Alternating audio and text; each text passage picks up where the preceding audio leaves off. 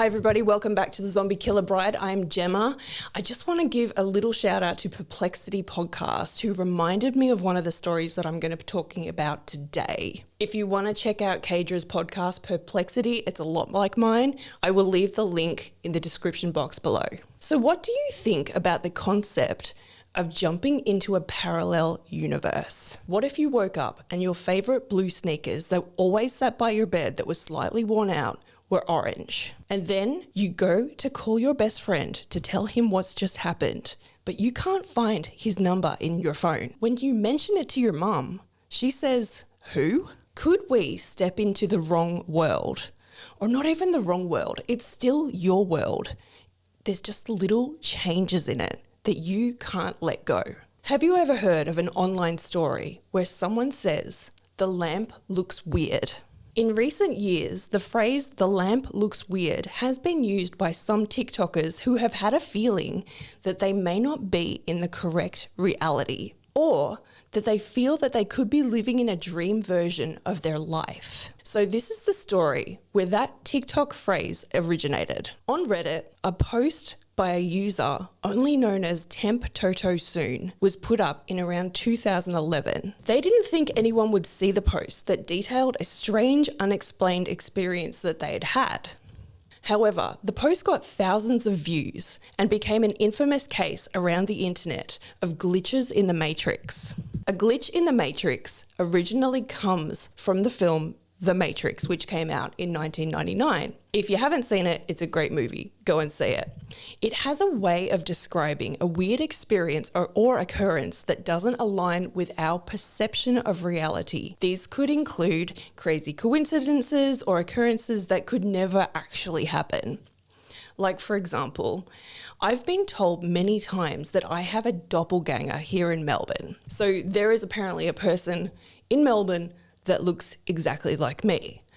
But what if that person was actually me on a different time level? In the movie The Matrix, Neo sees a black cat walking across the room from right to left. He turns away for a second, and when he looks back, he sees the exact same cat walking across the room right to left, exactly where it had been before. It's almost like you're in a movie and the scene skipped back a couple of seconds. So we're not in a movie though, this is real life, right? Our lives are determined by a range of sometimes random occurrences that lead us to a certain place in time. But what if it isn't random? What if we are in a matrix that is predetermined?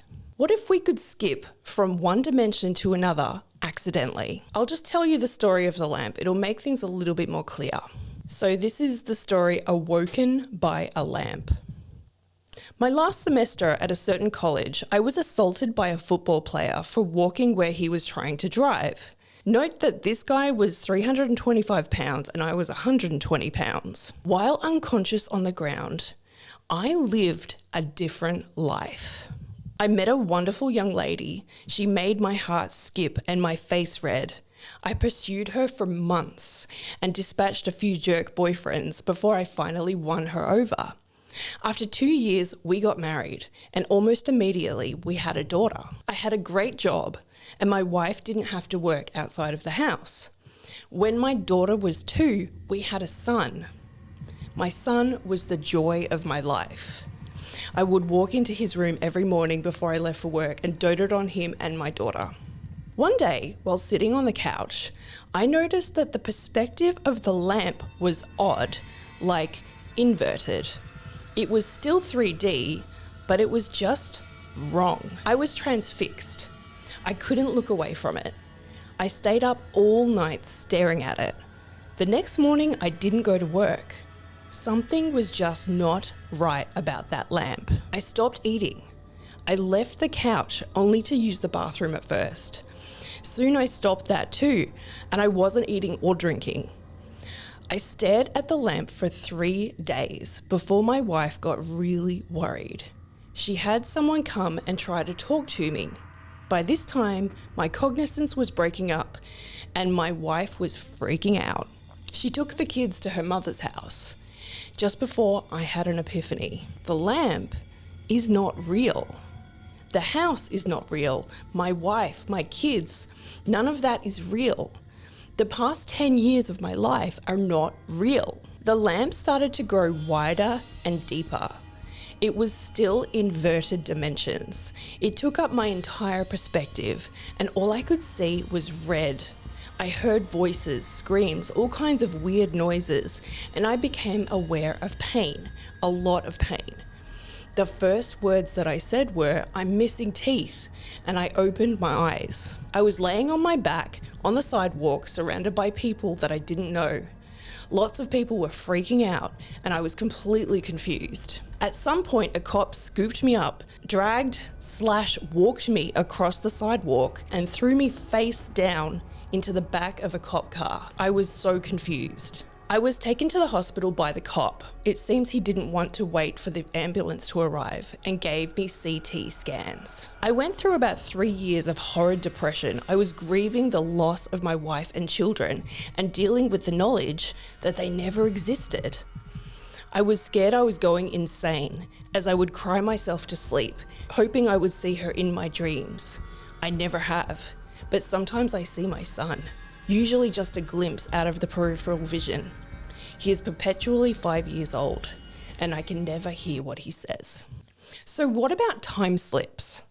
Do you think someone can walk through an invisible portal and be transported to a different timeline? There is a street in the city of Liverpool in the UK that is notorious for giving people weird feelings that they visited the same place but in a different time. The name of the street is Bold Street. So on Bold Street, here's one example of what I read. I read about a girl that was pregnant and she went into the shop that sold baby supplies and she noticed that the prices were really, really low. So she collects up a bunch of stuff and she goes to the cash register to buy all of these products. She gives them her credit card and they don't know what to do with it. They tell her, "We only take cash." And later, she speaks to her mum and tells her about the experience.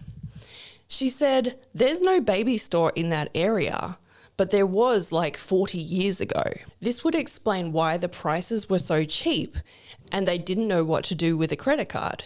Could she have been transported back to the 60s or 70s? So how about this story from Reddit by an author known only as This Is Hugh? This is a time slip story from Bold Street in Liverpool. The writer tells the story of a 19-year-old man named Sean, who, in 2006, shoplifted and was chased by a security guard. He ran down Hanover Street, and he was trying to outrun the guard, so he turned into Brooks Alley, which is a dead end. He started to get really puffed out, and he was getting a tight feeling in his chest. But it wasn't that his heart was stopping, or that he couldn't breathe.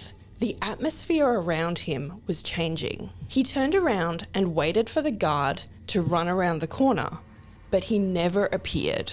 So after a while, he thinks, "I've outrun the guard." So he walks out of the alleyway back onto Hanover Street. And that's when he realizes something strange is happening. The street looks different to him. The pavement looks different. The cars look vintage. And the road workers that he knew were there before weren't there anymore. The people too looked odd. They weren't wearing normal clothes. He crossed over to Bold Street and he saw traffic lights that weren't there before. There were also bushes and gardens that he didn't recognize. He starts to wonder if he's stepped back in time somehow, and he starts to panic. How was he going to get back? He takes out his phone, but he can't get any phone reception. He walks over to a newspaper stand and he takes a look at the newspapers. He sees the date is listed as 18th of May, 1967. He wonders, what will happen if he can't get back to his own time? Where will he live?